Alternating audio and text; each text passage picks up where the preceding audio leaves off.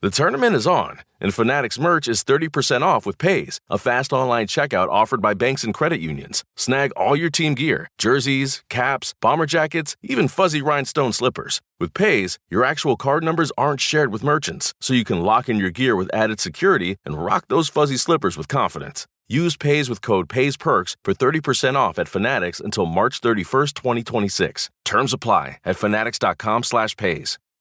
To be a Team USA skier, it takes dedication, determination, and lots of hard work. But it doesn't take all that to score unlimited 2% cash rewards on purchases. Just use the Active Cash Visa credit card from Wells Fargo and tap to pay with that natural-born talent and unwavering focus. Earn unlimited 2% cash rewards on purchases with the Active Cash Visa credit card from Wells Fargo. Terms apply. Visit wellsfargo.com/activecash. Visa, proud sponsor of the Olympics and Paralympic Games. The Timeline is a Blue Wire podcast.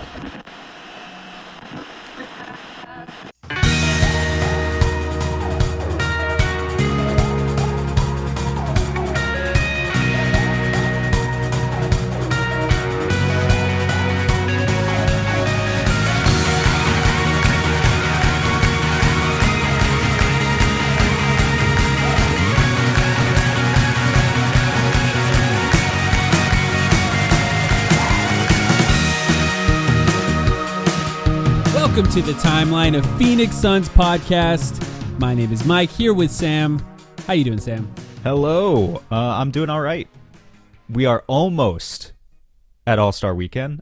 Maybe at All-Star Weekend already, depending on when you're listening to this. The Suns do have a couple more games this week, big games, interesting matchups for them potentially. But I'm excited to talk about some of the All-Star festivities on this episode because I think this will be pretty much our best opportunity to do it. Yeah, until afterwards. Did you watch the Super Bowl? Yeah, of course. Coming off Super Bowl Sunday. It's Monday night that we're recording this. Did you have a good time watching the Super Bowl? Yeah, I did. We were just talking about oh God. We were just talking about where American culture is at. Obviously Super Bowl Sunday is like, it's a tradition to watch all the ads and what do the ads mean? Consumerism is in our blood, and what do the ads mean? And I think you and I have expressed this sentiment before, but maybe just yearning, we find ourselves yearning a little bit for the old days where it would just be like, buy Bud Light or Lay's or whatever, and you don't like the idea that people have too many jobs and celebrities don't have enough?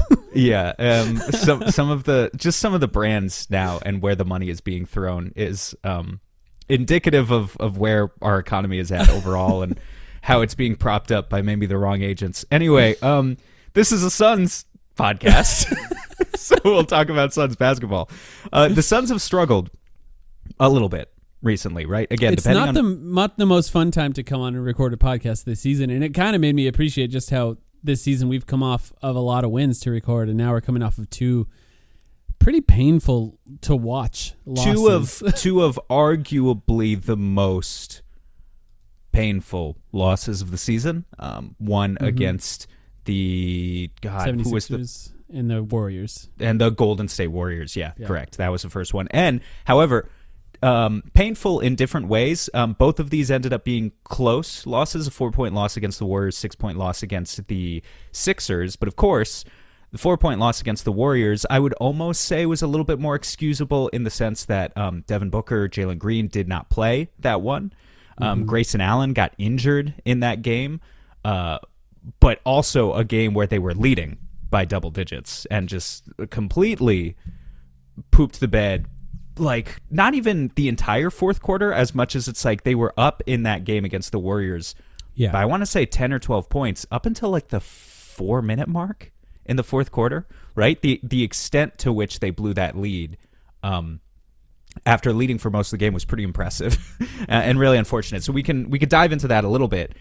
Warriors also not having Steph Curry, but yeah. Right, of course. Steph did not play. Jimmy Butler, of course, out for the season. Kristaps Porzingis, obviously, I think this might even have been before the deadline at that point. The Warriors have Porzingis now. Who knows if he's going to play or how much. And then the second game, though, disappointing for a different reason. There you play the Sixers. Devin Booker's back. Jalen Green is back. And you still lose.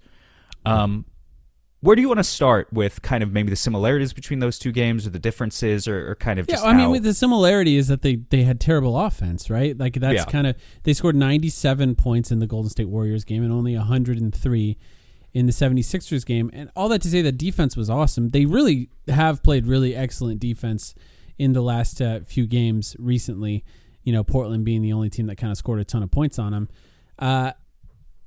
101 points allowed to the Golden State Warriors, 109 to Philadelphia. Those are good defensive games overall, but the Suns could not score in either one of those games, and they came a little differently, I think. In the 76ers game, I think the story of the offense, at least in the first half, and the majority of the game, was that they couldn't hit a three.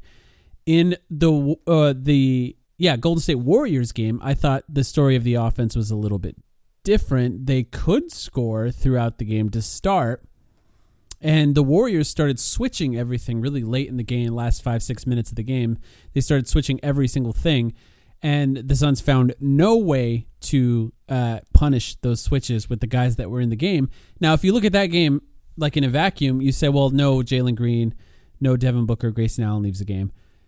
They're going to struggle with offense. It sort of makes sense that they're going to struggle with offense, and the fact that they could not find a way to punish the switches is not entirely something that is unpredictable. I think the Warriors being the team that they couldn't do it against is a little surprising, being that they aren't exactly known for their defense so far this season. But the fact that Steph Curry didn't play, it meant that they kind of were playing their best defensive lineups they could cobble together to end that game. They also made a couple crazy three-pointers in that game too, I will say. Yep. The 76ers game, I think, was a little different, where I feel as though Devin Booker wasn't quite right and Jalen Green wasn't quite right. They were playing, and I'm happy to see them playing.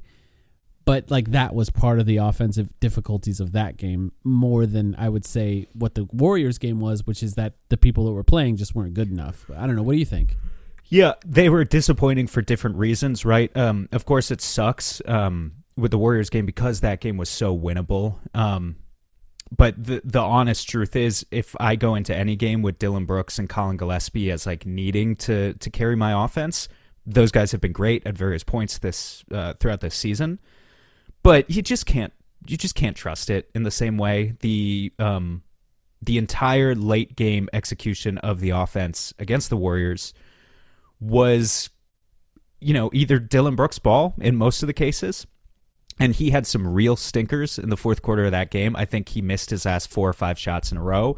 And almost every possession, they were going to Dillon Brooks, and he was trying to make something happen in the mid-range and just could not buy a bucket. And I don't know. I guess for him, given the way he's played this season, you would consider those maybe quote-unquote quality looks. Yeah, I think it's actually a fair conversation to stick on that for a little bit, but I'll let you finish. Yeah, but they're not really quality looks, right? And then just not getting other guys involved. Colin Gillespie tried a couple of times, but we know, as great of a season as Colin has had this year, he's become, I feel, more and more reliant as the season has gone on, even on the three-point shooting. Even as people know that that's his identity now, his confidence has blossomed. He's just constantly working around screens and coming off screens and maneuvering into pull-up threes in a way that's really great. It's really confident. And sometimes that shot's just going to go in for him. Sometimes it's not. But when a defense starts to switch everything and challenges Colin to attack the basket and try and, create something for himself at the rim, he's an undersized guard with not the quickest first step in the world. And that's just going to be a challenge for him. We haven't really seen him have a lot of success at finishing at the rim this season. And as much as Colin has improved, I just don't know that that's ever really going to be his game. So if your offense is overly reliant on those two factors, and then, of course, the other thing about the end of the Warriors game, which is kind of another existential conversation we could talk about, but another game where they closed with Oso Ighodaro and not Mark Williams. I think you could make the case on either side that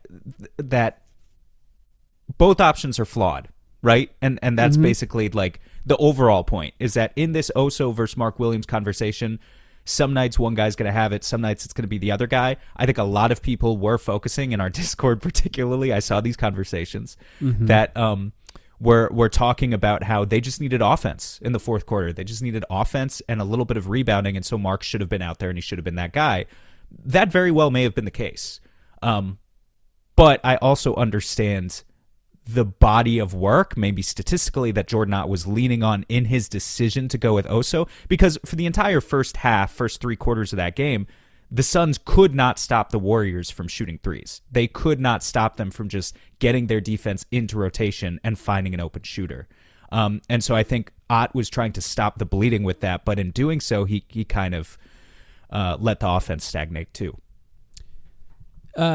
Should be noted, at least, going into that game for the last 15 or so games, the offense was actually better with Oso Ighodaro on the floor than Mark Williams. Just to point that out.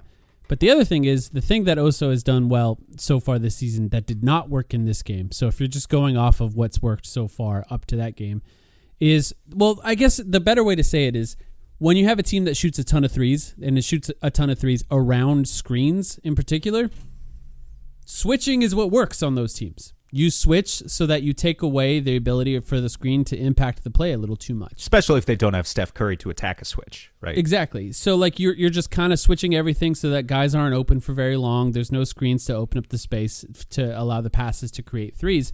So you put in a lineup that switches everything that tries to neutralize the threes.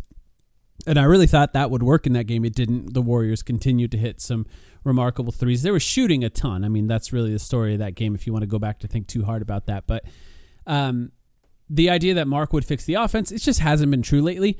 Having said that, if we're to think about the concept of how do the Suns attack switches, it becomes a lot easier when Devin Booker and Jalen Green are in the game, right? So you have Mark Williams, Oso Ighodaro set a screen. Now you have a big on Jalen Green. Jalen Green just gets to the rim as quickly as possible. When the help comes, you start the ball rotation, find an open three, whatever it is.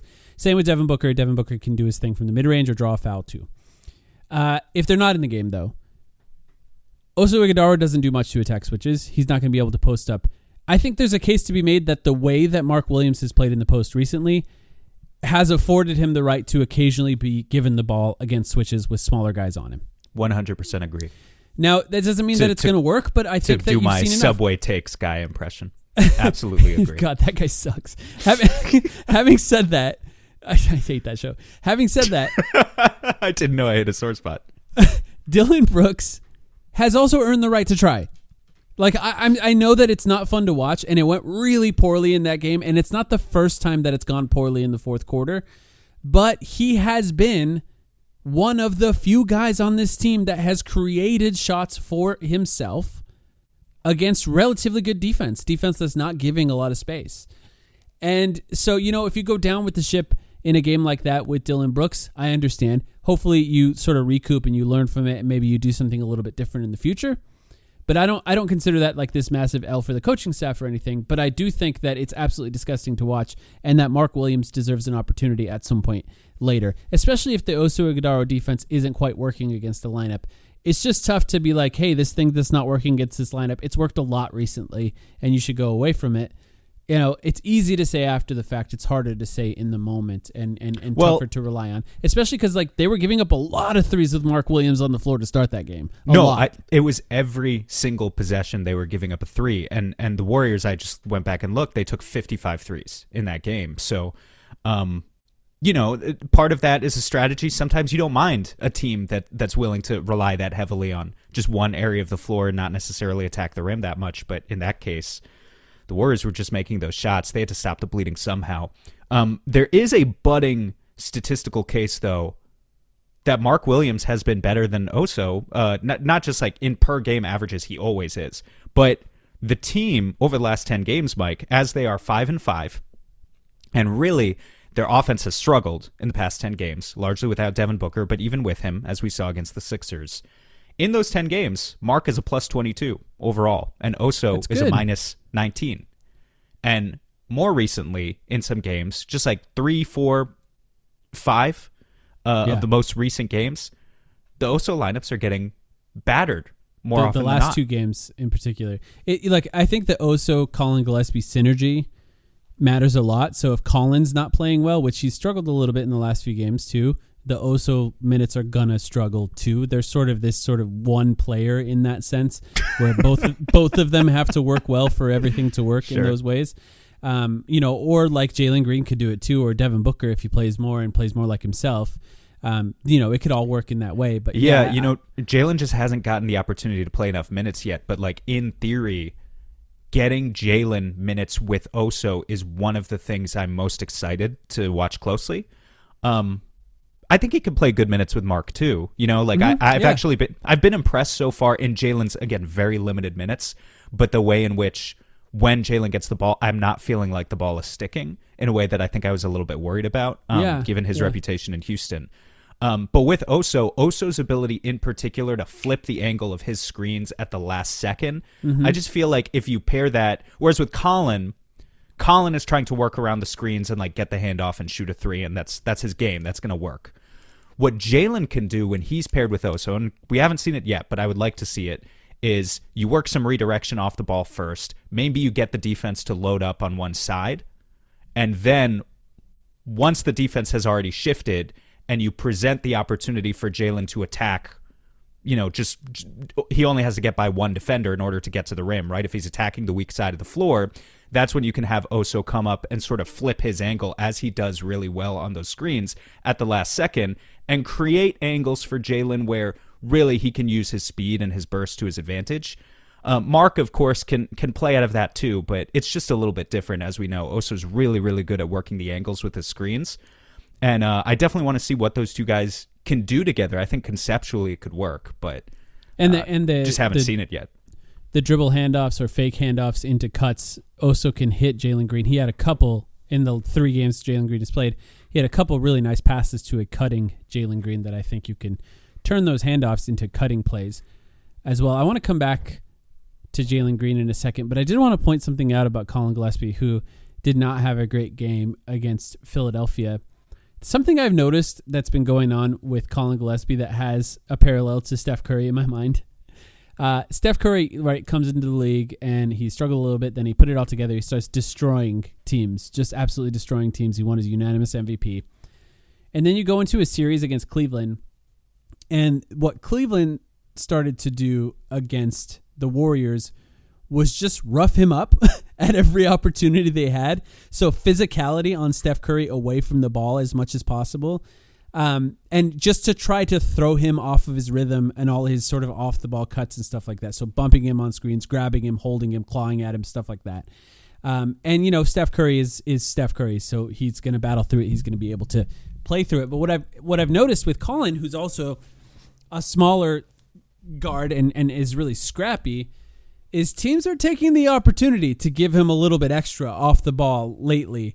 And I think that might be impacting him a little bit, because you see Barlow, I think, was the guy who was doing it in the 76ers game. There was a couple guys that were doing it in the Warriors game. You just see these guys, whether it be on defense or on offense, where if they have the opportunity to make whatever contact they have with Colin Gillespie hurt a little bit, they're taking advantage of that opportunity. Yeah, and I don't even mean testing in like his ability to keep doing it.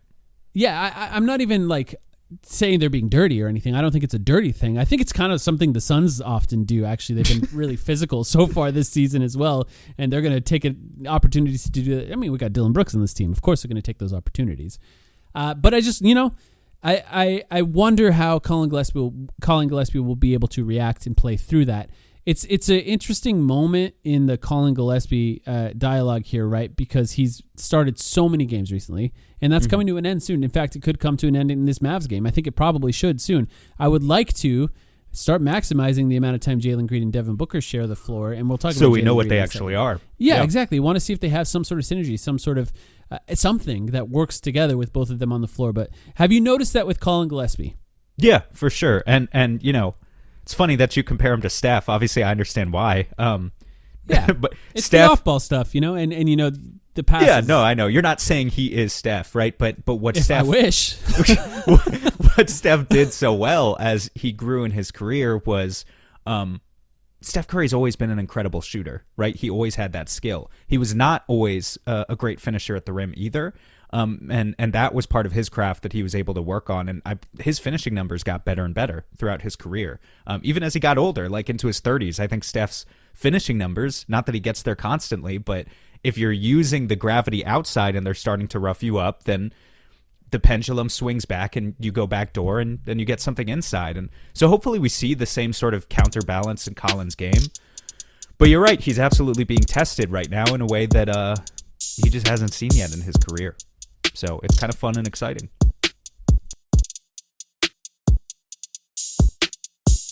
If you care about coffee and how it's made, check out Alchemy Roast. They roast in small batches and source their beans responsibly, focusing on flavor instead of mass production. The result is coffee that's balanced, well-developed, and easy to drink whether you brew at home every day or just want something better than grocery store coffee. You can order online at alchemyroaster.com, and if you use the promo code TIMELINE at checkout, you'll get 10% off your order. Go now to alchemyroaster.com, my favorite coffee, and use the promo code TIMELINE at checkout. Get 10% off, support a local Phoenix business, and get the best coffee you can buy.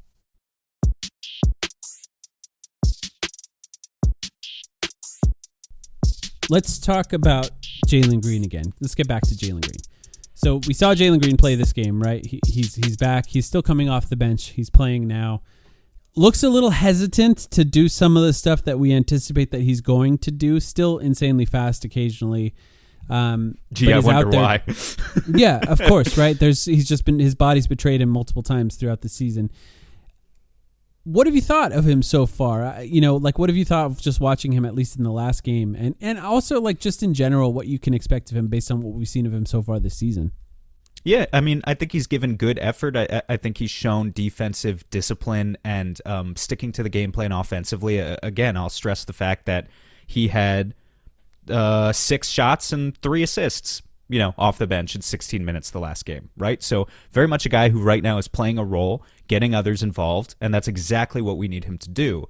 I don't necessarily think this offense can afford for Jalen Green to be another Dillon Brooks, right? I think you can afford to have one Dillon Brooks. You can't necessarily afford to have 2 Dillon Brookses in the starting lineup who are kind of just out to get theirs.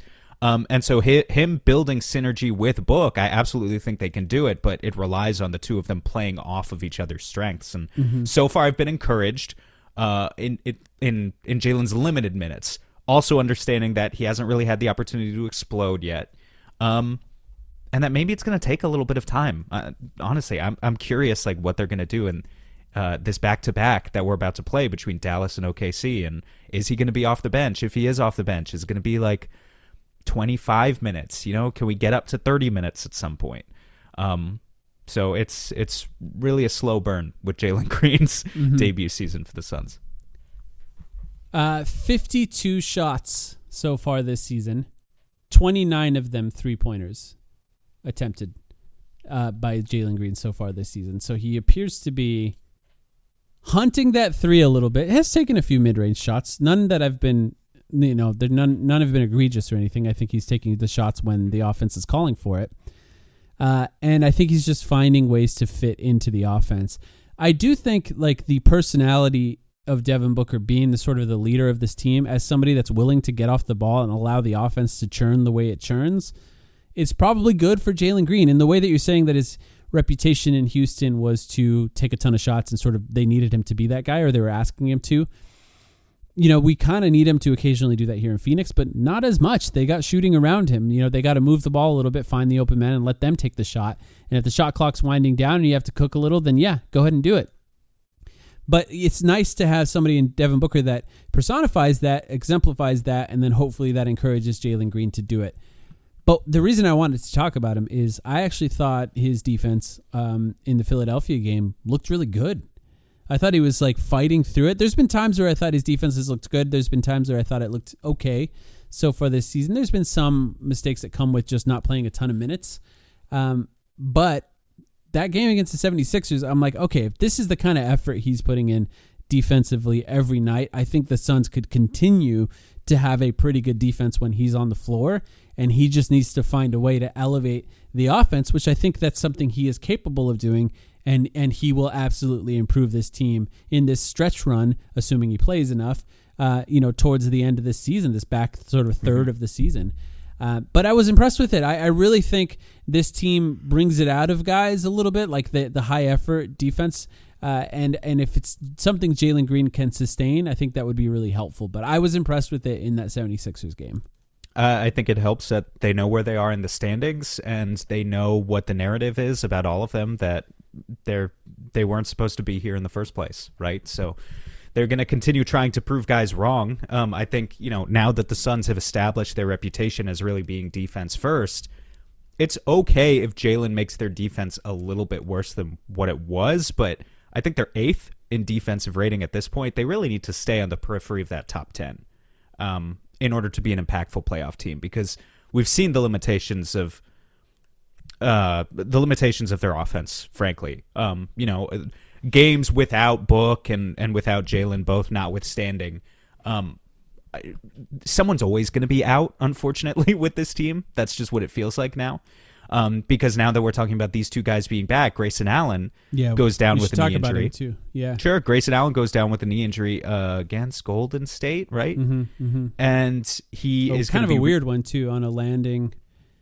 Maybe well, I was worried at first. I was worried it was going to be really bad. Actually, me too. Yeah. And we don't know how bad it is still technically. They just said they're going to reevaluate him after the All-Star break. Yeah, Dwayne tweeted today that they're reevaluating after the All-Star break, but I think we're talking about a matter of weeks and not a matter of months, right? So, but Grayson was playing such a pivotal role in the offense of really propelling the offense forward as a secondary creator, games where he had 7, 8, 9 assists, like not constantly, but it was something he was capable of doing. And now Jalen Green needs to do that, right? He needs to take control and kind of play the Grayson Allen role. And to your point, like, over 50% of his field goal attempts being threes so far. That's kind of been what Grayson's been doing too. Plus adding in a little bit of a little dose of, getting to the rim when the offense calls for it. But just, are we ever going to see all of these guys together? Yes, it sucks. That's still the hope of a fully healthy. Well, I mean, part of it is that's just the NBA. About no Grayson, I think, is what I mean. Oh, no. I mean, no, I think he's going to be out for a few weeks, and then it'll be fun. I think the offense could tread water without him if the offense could tread water without Book. But I just want to see a fully healthy backcourt rotation of Book, Green, Collin, and Grayson, because that is a level of dribble penetration and three-point shooting that's really fascinating on paper and has just been like totally tantalizing to this team so far. Just cannot get to see it. Yeah. And of course, we need to count our blessings with Mark too, because he's played career high in games in the season so far on the Suns so far. You can never just like count on any of one of these guys just being available. And to add to that, Isaiah Livers, now obviously not as a pivotal of a role as the two guys mentioned previously, but has been playing and has been pretty good in the minutes he's played, and is sort of the size of a guy that the Suns need. Although Coffey, who did not play yet, could potentially help in some of those minutes now. In the Golden State Warriors game, Isaiah Livers was called for a foul against Draymond Green. He sort of laughed at Draymond Green. I don't know if you noticed this sort of meta storyline happening during the game. And Draymond Green did not look happy of Isaiah Livers laughing in his face. A few possessions later, Draymond Green just sort of smashes Isaiah Livers in the shoulder as he was cutting on defense. And I don't know, maybe possibly dislocated his shoulder. It seemed like something happened. What it looked like, with Isaiah Livers. And he's been out and did not play the rest of that game. And they're going to reevaluate him after the All-Star break as well. Some sort of soft tissue shoulder injury, I think. Actually, it's a little bit more serious. If it was just a dislocation, it would have hurt like hell, but Livers probably would have been back out there. Dislocations often, though, do impact the muscles, so it is something that can happen. But we'll see what happens with him going forward. But just like you said, man, it seems like as soon as you get someone back, someone else is gone, and it just would be nice to see some time with all of these guys on the floor. And I hope we get to see that soon. Well, it presents more opportunity for the guys that we keep talking about. Either Rasheer or Malawach have the opportunity to maybe get in games at some point. Really, Rasheer. Coffey. Yeah, and that's who I was going to. Amir Coffey, this is the other storyline. Amir Coffey is with the team. Cole Anthony is still not. And honestly, at this point, I think it's probably safe to say that the Suns don't really intend on bringing Cole Anthony onto the roster, even though you could absolutely make the case right now without Grayson Allen that they could use Cole Anthony. What do you think about that? I understand conceptually the idea that they could use a guy who's all offense and no defense, but I think this team has been sustaining itself on its defense alone, that they should probably continue to work on that identity and keep that going. I only say it because, some of the luster behind Jabari Bouye, who really came out hot this season and impacting the game at a level that I think absolutely none of us anticipated. Now when Jabari gets in games for 10 or 15 minutes, he looks like a two-way player, more so to me recently. And I think that makes sense. And it's okay, yeah.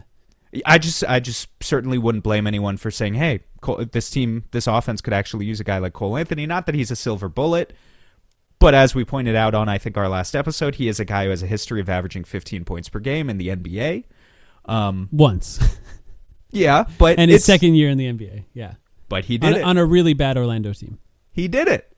It happened, yes. It's happened. He did it. Why you're trying to take away accomplishments from this man, and I'm not sure why. He did it. I just don't think that it's really comparable. Blast the confetti. Drop it from the ceiling. Here's what I'll say. How lucky are we that the Suns have won enough this season that we're not panicking, but the first time they lose 3 out of 4 games, we're begging for Cole Anthony. I don't know that that's the solution here. Really what they need is for Devin Booker to get back to what he can do and for Jalen Green to play more games and to get back to what he can do as well. And that's going to be more impactful than anything like Cole Anthony. I understand injury-wise, maybe you can make the case for Cole Anthony, but you might be able to sign him on the G League soon. I'm not sure he's going to make it on an NBA team. It's entirely possible. There is one guy who will be taking the court soon. I don't even know. What is this segue? I don't even know what you're doing. And that man's name is Matt Ishbia. Oh my God, that's where we're going. Okay. Because Matt Ishbia is going to be playing in the Celebrity All-Star Game. There is a world where Matt Ishbia crosses up Shams Charania. How do you feel about that? Well, I wanted to ask you about this. I pulled up the list of the people who we know are playing, but we don't know the teams, do we?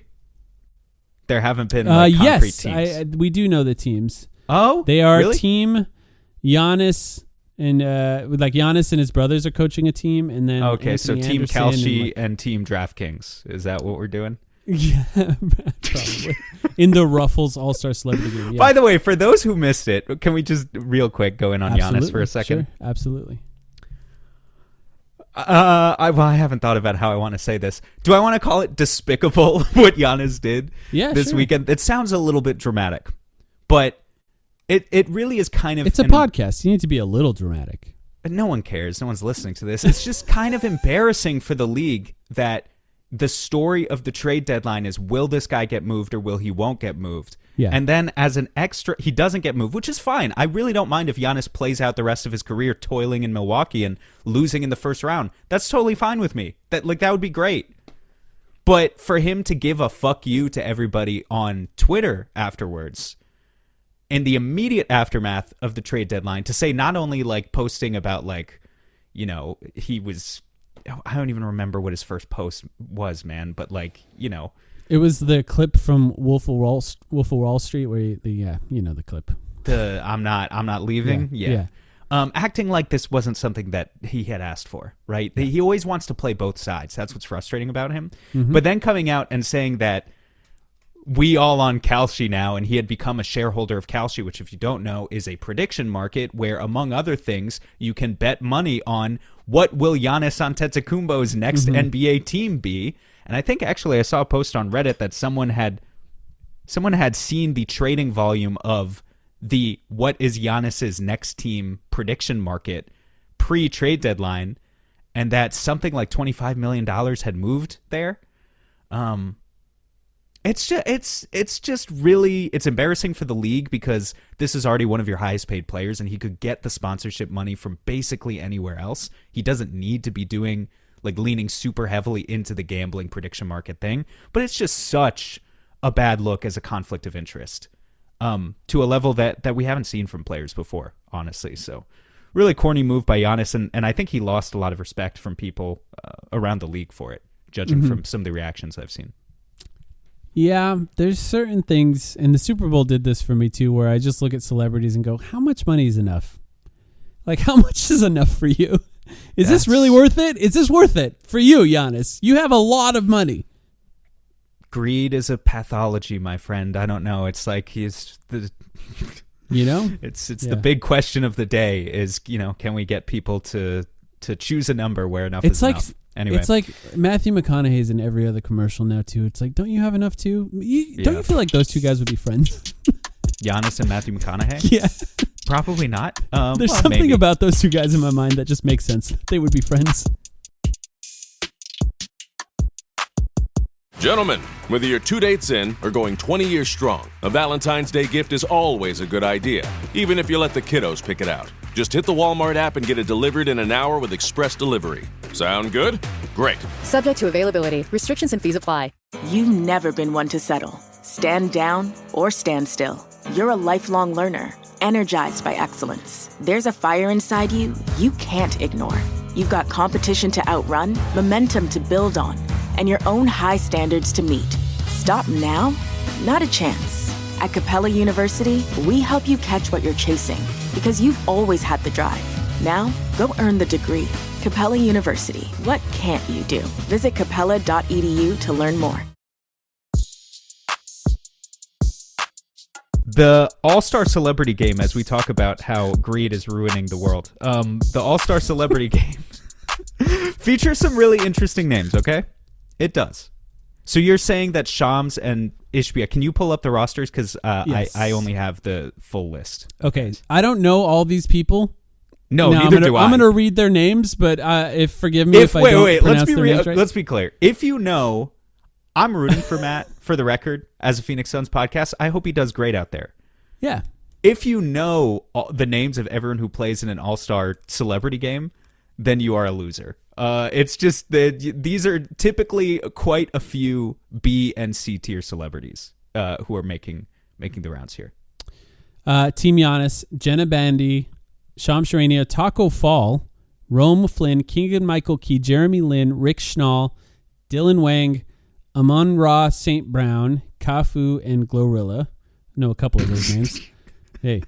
The other team, which is coached by Anthony Anderson, has someone named Badshaw, Cody Jones, Andre DeGrassi, Matt Ishbia, Simu Liu, Mustard, Adrian Nunez, Taylor Frankie Paul, Jason Williams, that's right, the one you're thinking of, Keenan Allen, and Nicholas something with a V, I'm not going to try to pronounce. Van Steenberg? I don't know. Forgive me if I'm supposed to know who these people are. I'm going to be real. If anyone's upset that I don't recognize any of these names, I don't care. I don't care who these people are. I certainly know who more of them are on the Shams team. Mm-hmm. And there's some really funny combinations there. It's multiple NBA players, but yeah. Yeah, so who's Ishbia going to guard? Is he taking the Jeremy Lin assignment? Yeah, maybe Shams Charania. Do you feel like they're about the same height? I think Shams is actually, I'm not sure. I'd like to see Matt go directly at Shams. I mean, that's the only thing that would make it funny, right? That's the funniest possible thing that could happen, right? Matt is what, like 6 foot? I'm guessing, yeah. I mean, 5'11", 6 foot? Yeah. 6'1". Honestly, at that height, he could take Jeremy Lin. Jeremy Lin's like 6'3". He's not super tall. Yeah, I guess, but Jeremy Lin's much more athletic and younger. I would like to see if Matt Ishbia can get switched onto Taco Fall and guard him for possession in the post. That's what I want to see, personally. I dig and it. Will he battle like we used to say about Cameron Payne guarding Zion? I remember videos of you posting Cameron Payne battling with Zion in the post on TikTok. I want to see something like that. Point is, the Suns are actually quite involved in All-Star Weekend this year. Yes, surprisingly. Yeah, I mean, we absolutely did not expect it. Newsflash, we're going to be even more involved next year when we host the damn thing. That should be fun. But for this year... Yeah, me and Sam are hosting. Not hosting it. Yeah, we're making preparations. We're announcing it now, yeah. Wheezy's going to hand us the microphone. Yeah, it should be fun. Are you going to watch the Celebrity Game? Be honest. Yeah. In full. I think I am, yeah. You are? Okay. Matt Ishbia is in it. Would I watch it if he wasn't? Probably not. I will at least watch the highlights. I'm not committing my Friday night to watching that yet. I'm sorry. You know, that's true. We'll see. I'll record it.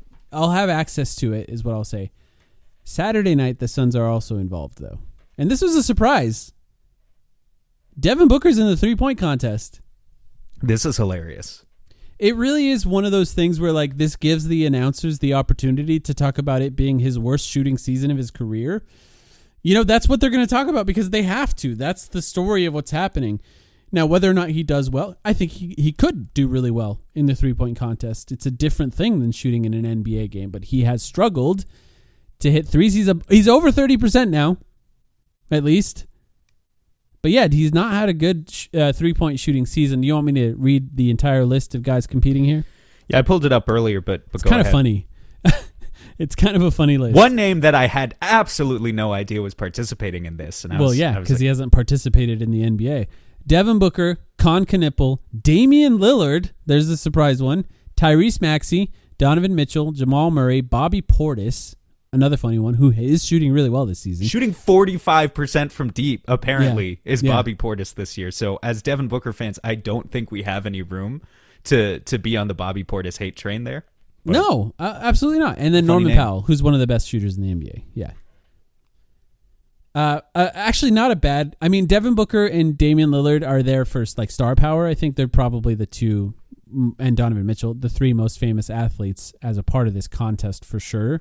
Like marketing wise, Damian Lillard hasn't played in the NBA. He's been hurt. How do you feel about Damian Lillard being a part of this? Do you think he's like taking something away from like someone who's having a good season?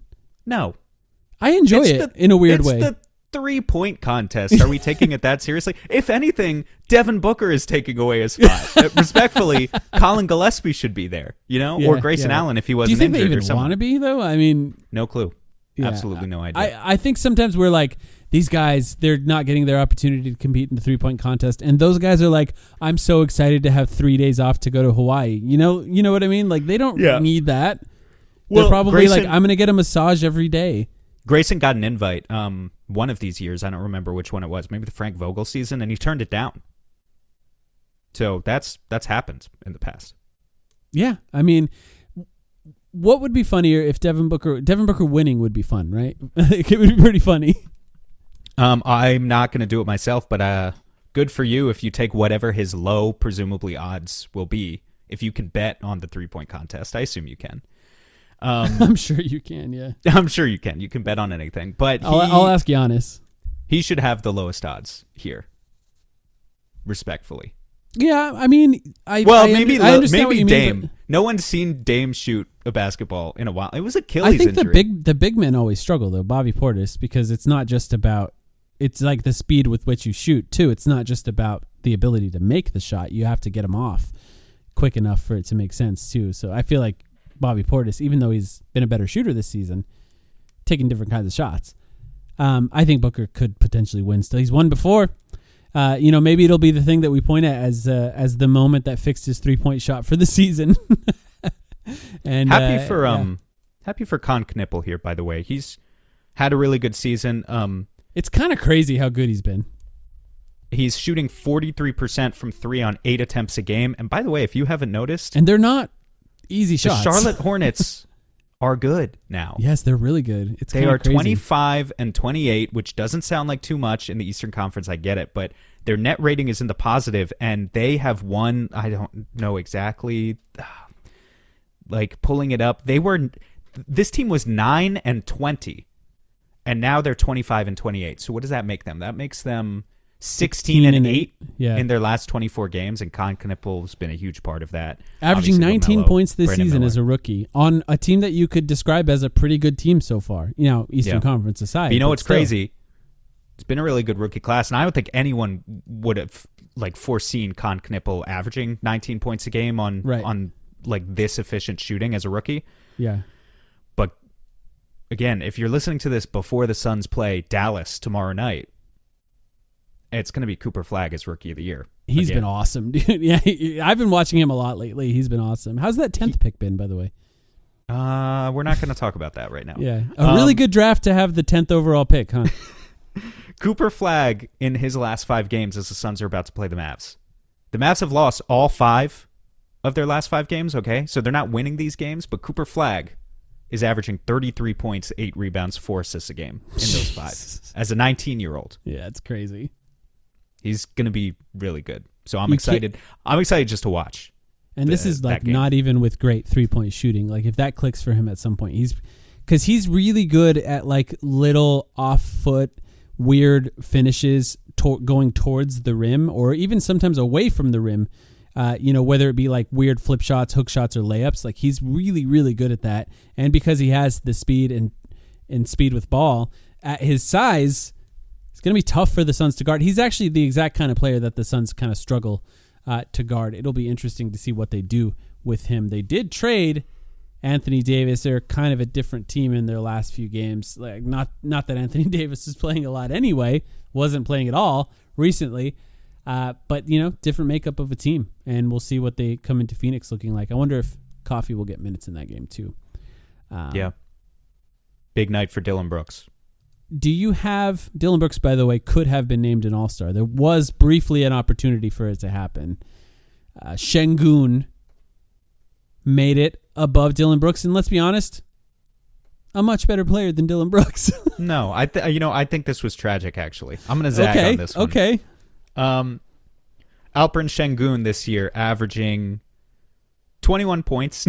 Okay, these are decent stats. 21 points, 9 rebounds, 6 assists. He's really good, man. Only shooting 30% from 3. Devin Booker numbers. Yep. The big thing for me, maybe Dillon Brooks numbers. I just don't think Houston has played well enough to deserve 2 All-Stars who hate each other.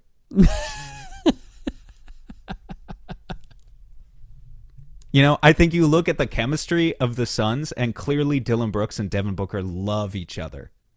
And then you look at what's going on in Houston, and the vibes are just a little bit toxic there. What can I say? Surprise, surprise. But, I'm just not sure that Şengün should have been that guy. I'm sorry. Yeah. I mean, I understand what you mean, but I think, it was obviously going to be Şengün. There's still a chance, if anyone else misses, that Dillon Brooks could still be named. I think he would do it. Like, this is a scenario where it would be his first All-Star appearance, so he would absolutely be happy to be there. And it would be really fun. Of course, I keep making that case. It would be really fun if he made it there. Did you know that let's actually talk about the other 2 events. The Slam Dunk Contest. How many thoughts? Not Suns related. Oh, God. Carter Bryant, Jackson Hayes, Keyshawn Johnson, and Jace Richardson.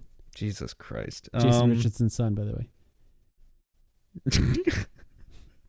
I like how we're 8 months into Jace Richardson's NBA career. That's still all anyone can say about him. Is, his dad won his dad won 2 slam dunk contests. So I think it's relevant in this conversation. I enjoyed his dad as a son, even though he was past his prime and did not box out Ron Artest in 2010. I still had a lot of fun watching Jason Richardson, teenage me. Jace Richardson, on the other hand, has not played a ton of minutes this year. Could still end up being really good. He's one of the younger rookies, I think. Mm-hmm. Is this the worst one yet? I feel bad picking on this. I feel bad kicking this dead horse because everyone's going to do it and everyone's done it. But, is this the worst field yet? It needs to be asked. Yeah. Maybe not because they're not, picking G Leaguers out of it. Yeah, but that G Leaguer could dunk. You know? He was a really fun dunker. At the very least, I was, looking forward to seeing what he was going to do. If you're a U of A guy, you're feasting here because you've got 2 guys in Carter Bryant and Keyshawn Johnson. Yeah. Who, by the way, had no idea what team Keyshawn Johnson was playing for because that's another guy who's played 8 minutes in the NBA. I didn't remember Jace Richardson was on the Magic. Yeah. Was that where he was drafted? I didn't remember that happening. Yeah, he was. I guess he doesn't play much there. But yeah, I would like to forget Jackson Hayes, but I simply can't. He continues to play minutes for the Lakers. Yeah, well, I mean, when DeAndre Ayton's the guy playing ahead of you, it's, you're probably going to get minutes. You're probably going to close games regularly. Did you know they're bringing back the Kia Shooting Stars? No, I didn't even know that. You are telling me that for the first time. Just to button up that one, I guess I'm rooting for anyone who's not Jackson Hayes. Carter Bryant seems cool. I'll go for him. Oh, we're going to watch it. We complain about this every year, and then we're going to watch it. So, well, yeah, we have to You watch get what it you so want. that we have something to complain about. That's part of being an adult watching these guys play in exhibition games. it's part of basketball culture, really. Team All-Star, Scotty Barnes, Richard Hamilton, and Chet Holmgren. What do they have in common? I guess they're All-Stars, whatever. Yeah, sure. Wait, who was the first guy? Scotty Barnes? Scotty Barnes, Richard Hamilton, Okay. Chet Holmgren. Well, I was going to say for a second they all have rings. Scotty Barnes doesn't have a ring. That's true. Team Knicks, Jalen Brunson, Allen Houston, Karl Anthony Towns. That's what I'm talking about. That's fun. That's fun. Team Cameron? I'm not sure. I'm not sure what that means. Con Knipple, Corey Cameron Maggette, Payne, Jalen Johnson. Cameron Johnson, Yeah. Cameron Diaz. Oh, I'd like to see that. See her take a Yeah. half-court shot. There you go. What were the actual names you said? I wasn't listening. Oh, they're from Duke. I get it. I'm looking up the rules now. Con Knipple, Corey Maggette, Jalen Johnson. Duke players. So Team Okay. Cameron. Why not just Team Duke? I don't. Team Harper. This one's fun too. Dylan Harper, Ron Harper Sr., Ron Harper Jr. Okay. That one's fun. You kind of want those guys to win. I've always liked the Shooting Stars thing. I enjoyed when they put WNBA players in it too. It looks like they're leaning into, the wacky naming conventions now. They should just change the All-Star game next year, I think, to one American team of 8 players, one international team of 8 players, and then the third team of 8 players can just be 8 Jalens. I mean, that team would probably win. Team Jalen. Just Be Jalen a really good Green, team. Jalen Johnson. Con Knipple has like 5-6 brothers. Maybe just put them all in there. There you go. Just a whole team of Knipples running around shooting threes. I'll watch this. I don't mind this. I think it's kind of fun. I like when the legends participate in these events. I think it's like one of those things when I was a kid where I was like learning who these guys were and like looking up their careers afterwards and finding out information about them. Here's a fun exercise with this. All right. So Phoenix hosting next year. You Okay. and I personally are hosting. It's us very and easy. Wheezy. It's very easy to put the team together, right? Well, for this, usually the hosting team gets something, right? So Yeah. I mean, although not in this case, I guess. Well, it doesn't weirdly, help that but- their all-star is like embroiled in a Yeah. yeah. And also the Clippers have no history, so it's And kinda also hard, unfortunately. that's a good point. And also Kawhi Leonard would be like, "No, I don't want to do that." Well, that's not true. The Clippers do have history. You could get Chris. Oh wait, Oh, wait, yeah. they hate Chris Paul. The Toronto Raptors legend Chris Paul. Yeah. A Shooting Stars competition with Blake Griffin, DeAndre Jordan, and Elton Brand would be Yeah. kind of funny. Jamal Crawford. So you're saying it's very easy for the Suns to put together their 3 next year: Booker, Nash, and Barkley. Booker, Nash, and Taurasi. That's what you do. Yeah, that might Yeah. be it. That might That's be the what one. you do. You just do that, and it would be great. Booker, and Nash, they might and win. Taurasi, and Barkley just gets to hate from the sidelines. Yeah, I mean, he gets to be mad that he's not there. Yeah. Booker, Nash, Taurasi, they have a chance to win. I'm excited about next year's All-Star game being in Phoenix. We're going to have to do something. We're going to have to figure out something to do to commemorate that. Okay, so there are a few games left before the All-Star break. The Suns play the Dallas Mavericks, the OKC Thunder. The OKC Thunder, again, on the second night of a back-to-back. They need... Is this number 4 or 5? I think it's 4. I think they play one more time, if Oh I'm my not god, mistaken. I'm so tired of this team. Yeah, the last game of the season on my birthday, actually, against OKC again. They need to beat Dallas. Ideally, they win both, obviously, but they need to beat Dallas because that OKC game on the second night of a back-to-back is going to be tough. Although they've been sitting guys lately, not sure why. How do you feel about that Dallas game? The Dallas game, good. I just think it's going to be really fun. I obviously haven't gotten a look at the new look Mavs. Who did they even trade Anthony Davis for? Because like Anthony Davis was the highlight of that trade. I think they got Chris Middleton's contract. Yeah. But is he going to play? No, I don't know. He could. Okay. I need to do a little bit more research. Obviously, I know they got Chris Middleton, Marvin Bagley, but mostly the highlight of that game is just get to watch Cooper Flagg, get to watch the future of American basketball. I mean, again, it's really kind of crazy how in a time where American basketball, the image of American basketball stars is floundering a little bit. Like, we can be honest, with how many foreign MVPs there have been lately. And some of the guys who were supposed to work out that didn't work out, right? Zion, Ja Morant, even to an extent, Anthony Edwards. Is that fair to say? Not being. I think he'll probably be much better the next time they play in an international tournament. But yeah, he's just young. Anthony Edwards is great, obviously, but just like, guys who you could label as the face of American basketball. I didn't really think Cooper Flagg had that in him based on his draft profile, and he's proving me wrong so far. This is a hell of a rookie season, so I'm excited to watch him. The Suns should be favored in that game. The OKC game, I never look forward to a game against OKC, even though they have dropped a couple recently. I know they lost to the Spurs, and they lost to someone else, Houston. That's right. Back to back. I watched that game, yeah. So OKC, who we were talking about at one point in the season as, are they going for the record, now has 13 losses at the All-Star break. They're still going to end with a very good record, but it's also entirely possible that OKC finishes with, like 61-21 or something this season, which is just like a normal, really good season. Like, they'll go in as the favorites to be the champions, but they look much more human, much more capable of bringing down, to be honest. Did you know Tyus Jones was on the Mavs? I think, you're jogging my memory. I think I did see that. I remembered he was traded. Just forgot that it was to the Mavs. Get to see him. If the Mavs want to play Tyus Jones, that sounds great. Go right ahead. They already have the smallest guy. They already have the second smallest player in the NBA in Ryan Nembhard, who plays regular minutes for them, was starting as their point guard. Now he comes off the bench. But he's like 5'10", 5'11", I think. Mm-hmm. So if you want a mismatch for Jalen Green or Devin Booker to attack, that's your guy right there. That's your guy, yeah. Although, I'll be honest, like, anytime I see the smallest guy in the league right now is, what's his name? Yuki, with the Bulls on the two-way contract, the Japanese player. He's like 5'8". Yeah. And you just have to root for anyone who's that size and is like trying to survive in the NBA. In the case of Ryan Nembhard, Andrew Nembhard's brother, he has been a good shooter. He's a really good playmaker. Tyus Jones-esque in that he doesn't turn the ball over or whatever. But like, you see a guy like that on the court, you just have to go at them and be ruthless. Yep. All right, you got anything else? I don't think so.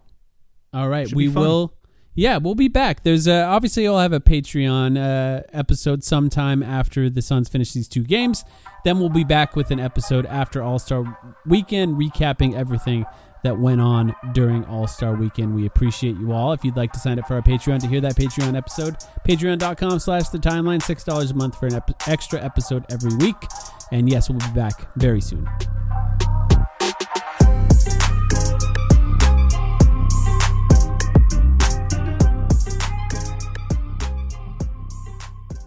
Gentlemen, whether you're 2 dates in or going 20 years strong, a Valentine's Day gift is always a good idea, even if you let the kiddos pick it out. Just hit the Walmart app and get it delivered in an hour with express delivery. Sound good? Great. Subject to availability. Restrictions and fees apply.